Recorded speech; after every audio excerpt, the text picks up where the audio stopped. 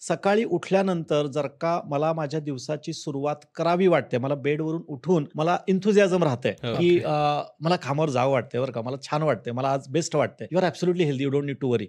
पण कुठेतरी मला जर का एक ते, की नको यार अजून थोडा वेळ पडून राहावं. हं. आज जरा अंगच दुखतंय, आज जरा मानच दुखते, आज हं. जरा पाठच दुखतेय किंवा सकाळी उठल्यानंतर डोळेच लवकर उघडत नाहीत. हं. एक म्हणतो ना, एक पद्धतीचा म्हणजे प्रॉपर झोप होऊन सुद्धा सकाळी मला दिवसाची सुरुवात जर का डल होतेय, that is the first sign की तुमचा होमिओस्टॅसिस किंवा तुमचा चयापचय बिघडलेला आहे. That time you need to aware.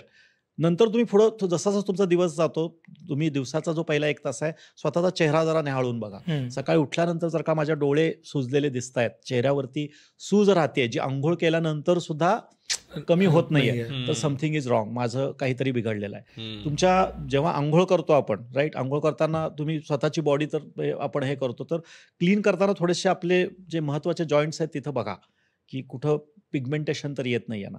So सकाळी उठल्यानंतरचं तुमचं कमी झालेलं एन्थुसियाझम, अंगावरती पर्टिक्युलरली चेहऱ्यावरती राहणारी सकाळची हं. सूज आणि वेगवेगळ्या पार्ट्सवरती जर का तुम्हाला डार्क पिगमेंटेशन्स येतायत, तर याचा अर्थ तुमच्या शरीरात टॉक्सिन्स तिथंच राहिलेले आहेत. हं. ते टॉक्सिन्स शरीरातून बाहेर नाही पडत आहेत आणि हे साचलेले टॉक्सिन्स तुम्हाला कुठल्याही आजाराकडे घेऊन जाऊ शकतात.